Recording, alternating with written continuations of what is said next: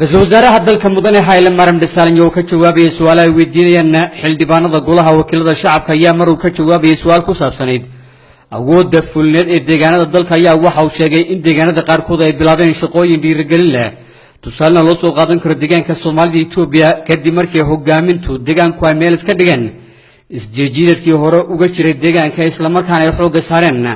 horumarka taasoo sidii lagu ogaasi ka duwan deegaanka oo waliba ka sarreeyay deegaanada waaweyn ee APRDF maamusho በኔ እምነት አንዳንድ ክልሎች በጣም አበረታች የሆነ ውጤት ማስመዝገብ ጀምረዋል። ለዚህ እንደ ምሳሌ ሊቀርብ የሚችለው የኢትዮጵያ ሶማሌ ክልል ነው። የኢትዮጵያ ሶማሌ ክልል አመራሩ ከዚህ በፊት የነበረውን እርስ በርስ መናቆር አቁሞ ልማት ላይ አተኩሮ መስራት በመጀመሩ ምክንያት ወትሮ ከምናውቀው በላይ አንዳንድ ጉዳዮች ላይ እንዲያውም ከኢህአዴግ ክልሎች ወይም ትልልቅ ክልሎች ከሚባሉ ክልሎች ተነጻጻሪ ወይም በሚበልጥ ደረጃ ጭምር መስራት ጀምረዋል። ለዚህ አንድ ምሳሌ ማንሳት ይችላል። ከዚህ አኳያ የሚታየው የአነስተኛ ግድቦች እና የውሃ ማሰባሰብ ስራን በተመለከተ ነው። በአሁኑ ሰዓት ከ95 ያልተናነሱ አነስተኛ ግድቦች በራሳቸው አቅም ህዝቡን አስተባብረው እየሰሩ ነው። ትልልቅ ክልሎች በዚህ ደረጃ ሰርተዋል ወይ ጥያቄ ውስጥ ያስገባል። anigu sidaan aaminsanahay deegaanada qaarkood waxay bilaabeen hirgelinta natiijooyin dhiirigelin leh waxaan tusaale loo soo qaadan karaa deegaanka Soomaalida Itoobiya deegaanka Soomaalida Itoobiya hogaamintiisu inta meel iska dhigeen isjiidkii hadda ka hor jiray xoogana ay saareen horumarka sidii aan ku ogeyn si ka sareysa oo waliba arrimaha qaarkood waxay ka saramareen deegaanada waaweyn ama ba kuwa APRDF maamusho taasna shaqo ayay ku gaadheen hal tusaale ayaan u soo qaadan karnaa taasoo ah biyo xidhanada yar yar iyo biyo ururinta waqti xaadirkan waxay sameysteen 95 biyo xidhan iyagoo adeegsanaya awoodooda dadkana abaabulay deegaanada waaweyn hawshan oo kale miyay qabteen su'aalaha dul taagan رئيسل وزراء Haile Mariam Desalegn oo ka hadlayay aaladaha deegaanka u saameeyay horumarka xawliga marka laga tago ka go'naanshaha hogaaminta ayaa waxa uu sheegay in deegaanku uu sameystay wakaalado iyo shirkado dardar geliya horumarka gaar ahaan biyaha iyo jidadka በመሰረተ ልማት ግንባታ በትልልቅ ክልሎች ካሏቸው ተቋማት የተሻለ የሚሰሩ የውሃ ስራ ተቋማት የመንግስት ስራ ተቋማት አሏቸው። በዚህ ዙሪያ የአፋር የውሃ ስራ ተቋምም በጥሩ ደረጃ የሚጠቀስ ነው። ነገር ግን የሶማሌ ክልል በሚታይበት ጊዜ ግን የተሻለ ደረጃ ነው ያለው። ፕሮጀክት በማስፈጸም ደረጃ ግንባታዎችን በጊዜ በመጨረስ ደረጃ ሊመሰገኑ የሚገቡ ናቸው። አንዳንድ ለማወቅ ወይም ለመረዳት በሚያስቸግር ደረጃ በ6 ወር ትልልቅ ግንባታዎችን ሲፈጽሙ ይታያል። ይሄ የግንባታ መጓተት ሁላችንንም እያሳሰበን እንዳለ ይታወቃል በብዙ ፕሮጀክቶቻችን። ነገር ግን በኢትዮጵያ ሶማሌ ክልል ምሳሌ የሚሆኑ በፍጥነት የሚገነቡ ግንባታዎችን ማየት ጀምረናል። marka laga hadlayo horumarka asaasiga waxay leeyihiin shirkadaha dhismaha jidadka iyo biyaha oo ka wanaagsan kuwa deegaanada waaweyn sidoo kale shirkadda dhismaha biyaha deegaanka Cafarta oo wanaagsan tahay laakiin shirkadda dhismaha biyaha deegaanka Soomaalida Itoobiya marka la eego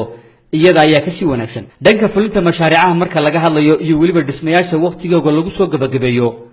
waa in loogu mahad celiyo waxaad arkaysaa iyagoo si la yaab leh dhismayaal waaweyn 6 bilood gudahood ugu soo gabagabeynaya dib u dhaca ku yimaada mashaariicaha ee dhismayaasha dhamaanteen waa mid walaac inagu haysa laakiin deegaanka Soomaalida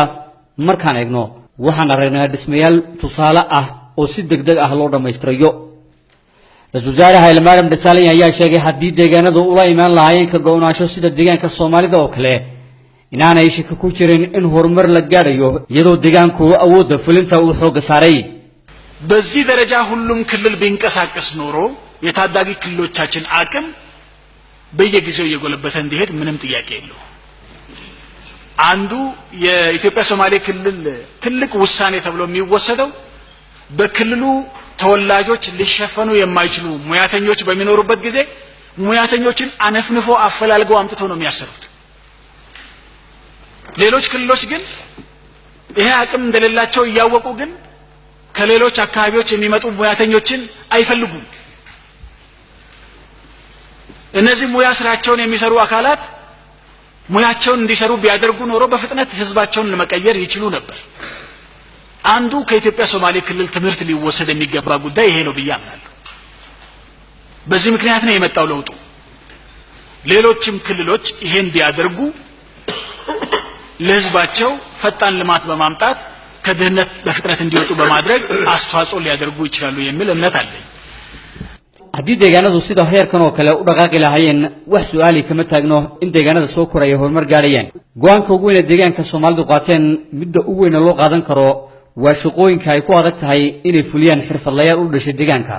waxay ka soo raadeen xirfadlayaasha ay isla yihiin way fulin karaan meel kasta oo ay ku jiraan laakiin deegaanada kale iyagoo inay awooddaas lahayn mar rabaan inay shaqaaleysiistaan xirfadlayaasha goobaha kale ka yimaada haddii ay ka faa'iideysan lahayn aqoonta xirfadlayaasha shacabkooda ay horumarin lahayn waxaan aaminsanahay in talabadana ay tahay mid mudan in laga barto deegaanka Soomaalida Itoobiya isbeddelkuna sababta ku yimid waa taas deegaanada kale haddii ay sidan oo kale sameeyaan waxaan aaminsanahay inay shacabku gaarsiin karaan horumar isla markaana ay ka saaraan saboolnimada Ra'iisul Wasaare Haile Mariam Desalegn ayaa sheegay in kala duwanaanshuhu ku yimid dowlad deegaanka Soomaalida Itoobiya horumarka ka dhigtay hadaf sina aan looga baaqsan karin in la gaadho taasoo loo baahan yahay in deegaanada kalena ay ku daydaan ልክ ኢትዮጵያ ሶማሌ ክልል ላይ እንዳየነው ልማት አልፋና ኦሜጋ ነው። ልማት የሞት የሽረት ጉዳይ ነው። ልማት ዋና ስራዬ ነው ብሎ መልካም አስተዳደር ማስፈን ዋና ስራዬ ነው ብሎ አመራሩ ቢነሳ ካለው እምቅ አቅም አኳያ ትልቅ እርምጃ ወደፊት መሄድ ይችላል። ስለዚህ ልዩነቱ ያለው በእነዚህ መልኮች ነው። istaan deegaanka Soomaalida ku aragnayba horumarku waa bilow ilaa dhamaad horumarku waa waxa sina looga baaqsan karin waana shaqadooda ugu weyn haddii hogaamintu u kacdo in maamulka suban iyo horumarku yihiin shaqadooda ugu weyn iyadoo laga faa'iideysanayo fursadaha diin ee jira talaabo ayaa hore loo qaadi karaa sidaa darteed kala duwanaanshuhu waxa uu ku yimid waa qodobadan noocan oo kale ah